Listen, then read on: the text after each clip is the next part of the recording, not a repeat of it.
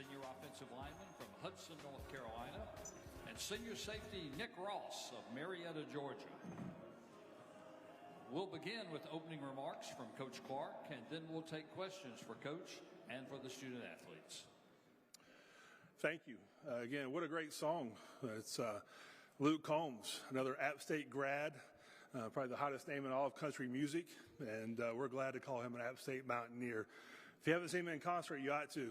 This past weekend in Charlotte, he had a hell of a concert, so that's my thing for Luke Combs. On behalf of Chancellor Everts, our athletic director Doug Gillen, I just want to thank Commissioner Gill for this great event. It's a great way to kick off football season. Representing our program today is Isaiah Helms, our starting center, and Nick Ross, our starting safety.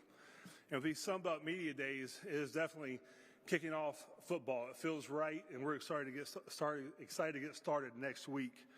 The Sun Belt's established itself as the best non-autonomy conference in the country. This is evident with Marshall's win over Notre Dame in the second week of September, Georgia Southern's win over Nebraska, and our win over number 6 ranked Texas A&M in College Game Day, bringing in College Station, bringing College Game Day to Boone County for the first time in the history of our program, and for the second time in the history of the Sun Belt. Regional rivalries has made an immediate impact on our conference, and for the second straight year, we've sold out our season tickets and look to set another record in attendance this fall. Frank Ponce returns to the University of Miami to be our offensive coordinator. Scott Sloan returns to lead our defense from West Point, and Matt Greenhall returns to be our director of sports performance. We return 11 players on our football team, 6 on offense, 4 on defense, and specialist Michael Hughes. We're going to have a few new faces this year. Of our 32 signees, 17 are transfers, and that was important to flip our roster to add depth and add players to our team who can make an immediate impact on our program. And for the first time in 2 years, we'll have a new signal caller as Ryan Berger, Joey Aguilar, and Mason McHugh battle it out through fall camp to be our quarterback. I'm very proud of the work everyone has put into our program, preparing for the upcoming season, and we can never turn back the clock from last year, so all of our focus has been going forward, improving every facet of our program for the 2023 season. Open for questions. We'll now take questions for Coach Clark and for the student athletes. For those of you in the room, if you have a question, please raise your hand and wait for a microphone to come to you. Since we're going out live, please state your name and media affiliation before asking your question. And for those of you joining us on Zoom, please type in your questions into the chat, and I'll read them out loud. And Coach, have a Zoom question already. You just referred to it. What's the status of the quarterback battle between Joey Aguilar, Ryan Berger, and others, and how difficult has it been to replace a guy like Chase Brice? I wish I had $1 for every time I asked that question today, but it's difficult to replace Chase Brice. You go back to 2015, we've only had 3 quarterbacks, and Taylor Lamb and Zach Thomas and Chase Brice. But anytime Chase Brice came in his first year and set a single season passing record at App State, so that's always tough to replace. But I know we have the right people in our program, and Ryan Berger has been in for a year and a half. Had an exceptional spring. Joey Aguilar came in and really caught up with Ryan early in spring practice. And it was really a two-way battle toward the end that makes McHugh start having a really good spring practice. So I'm very excited about all 3 quarterbacks we have. Each one brings a different level of expertise in our offense. And where Chase Brice could get you 5 yards, these 3 can go 55 yards. Excuse me. So it brings a different element to our game and our offense, which will help us keep defense more balanced as we go forward. Coach Clark, Emmanuel Pappas, Sun Belt Conference. I wanted to get you to talk about the running back room. There were a couple of guys who were mainstays that you had to replace in Cameron and Daytrick, but just kind of give your overall impressions of the running back room going into this season. Well, I think we have a very deep running back room again this year, led by Nate Noel. And Nate Noel rushed for 658 yards last year, but he only played in 6.5 games. So a healthy Nate Noel is something totally different. Nate Noel's gained almost 20 pounds in the offseason. Going through it for 2 years now, he knows he has to get bigger, stronger, and faster to be able to last the whole season. And then you go to Amani Marshall, who's a transfer from Wake Forest. And Anderson Castle's a local kid. Has really changed his body. He's a kid I'm very excited about this year in our offense.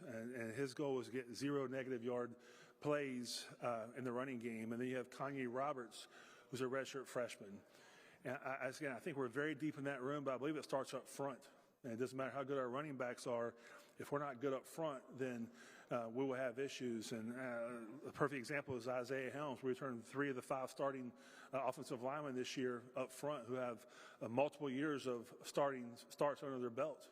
And we're going to break in 2 young tackles that, if they keep improving, they can be like the tackles we've had in the past who went on for the National Football League. So I'm very proud of the work they put into. You'll hear from them later on, but they have an outstanding offseason. And if their offseason is any indication what fall camp's going to be like, we have a very bright future at App State. Got a Zoom question for Nick and Isaiah. How disappointing was it not to get to the postseason last year after having so much success over the previous years? And is there one particular thing you have to do in order to get back to that point? Yes.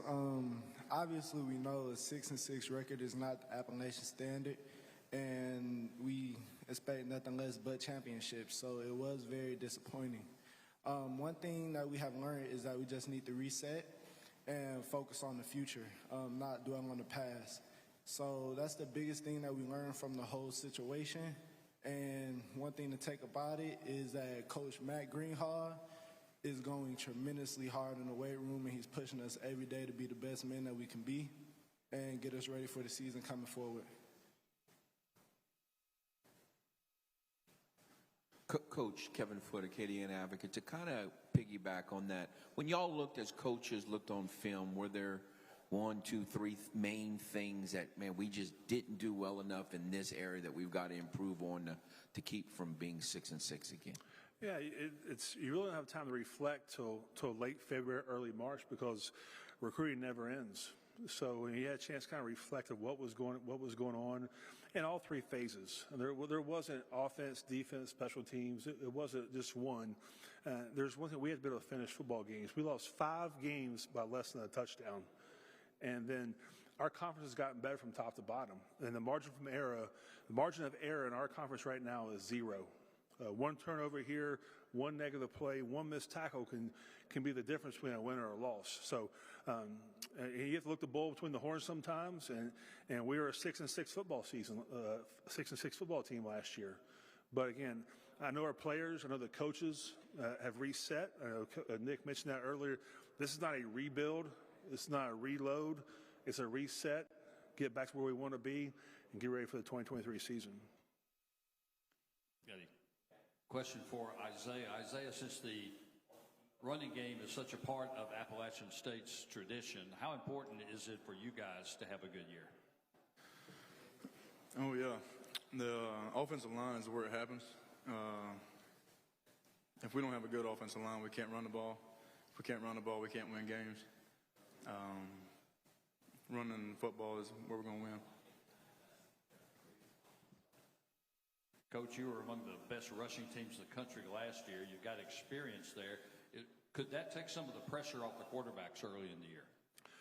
It could, but anytime you can run the football, that gives your quarterback, a young quarterback, a chance to really let the game come to him. So he'll have to make plays on his own. But these aren't young quarterbacks. Again, Ryan has been here for a year and a half now. Joey Aguilar has been in college for 2 years at a junior college. So once the season starts, we're not going to hold them back in any which way possible. We're going to really open up our offense. I do believe that it's not the old Sun Belt where it was 63, 61 every single week back in the 15 and 16, but the defenses are better now, and you have to be able to run the ball to win championships, but also you have to be able to throw the ball to open the running game. A Zoom question from Chance Chamberlain. Coach, can you speak about the importance of hosting East Carolina with the historic East versus West rivalry reemerging in Boone? Yeah, it's great for college football. It's great for the state of North Carolina. I do want to thank Doug Gillen and East Carolina's athletic director for getting this plan in place. It's a 3-game series. Our first game was in Charlotte at Bank of America, where we had 45,000 people there on a Thursday night to kick off college football. This year is in Boone. Again, it's already sold out. We'll set a new attendance record for that game. And then the following year, we'll go to Greenville. But that's not the only thing. Again, I'm very proud of our state right now because North Carolina came to Boone, North Carolina. University of North Carolina came to North Carolina. NC State is on the schedule to come in 2025, and East Carolina is coming. So the more you keep that money in state, it's better for everyone involved. A Zoom question from James McCormick for Coach and also for Nick and Isaiah. With so many coaching changes and player transfers, what have you been trying to implement to get all those folks to gel together? Yeah, that's where we live in right now. And Sean Elliott and I, where we were teammates at Appalachian State, we were joking last night or this morning, and this is going year 4 as me as a head football coach, and I'm the second tenured coach in the conference. That's unheard of in college football, but that's where we live in right now. Coaches are going to go. This is year 4 as me as a head football coach, and it's the 4th offensive coordinator I've had to replace. And they've all left for Power 5 jobs, not better jobs, but for more money. So it's hard to tell them no. But the one thing we're going to do, we're going to keep things consistent at Appalachian when coaches leave. The playbook's the playbook. Coordinators can bring in their ideas and what they want to do, but we're going to keep the nuts and bolts of Appalachian State's offense, defense, and special teams, the nuts and bolts. And with players transferring, I mentioned we signed 32 kids this past season, 17 transfers. And the one thing we do a really good job of is we have to investigate who we are signing at Appalachian State. You have to want to come to Boone, North Carolina. It's not like you're going down I-77 and get off the interstate and you pop right to your university. You have to want to come to God's country. Everyone that came to our campus fell in love with what we have, our facilities, our coaches, and what our mission statement is. So I feel very good about the transfers we have in right now. Same question